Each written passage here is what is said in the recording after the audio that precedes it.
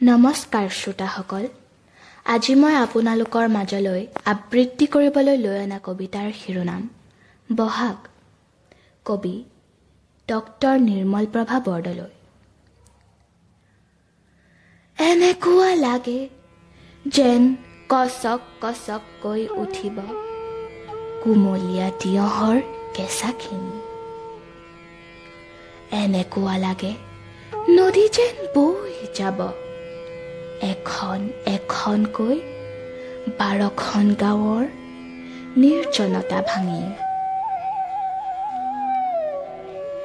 জুই জ্বলিল এডাল দুডালকৈ 12ডাল পাকৰি গছত। জুই জ্বলিল আৰু নুমাই গ'ল। ছাইৰ দমটোত আজি দেখিলোঁ সেউজীয়া হাবিৰ গোন্ধালৈ এটা সোণ জলমল হৰিণা।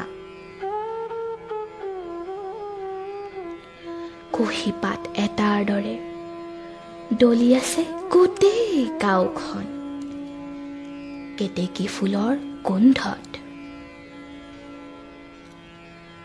আহঁত গছৰ মাজেদি সেউজীয়া বেলিটো দেহৰ বনত কলিৰ মাত জুৰিৰ দৰে। যেন কেওটাডাল দুখ খুৱাই ফুলিছে ৰ'দ আৰু জোনাক একেলগে।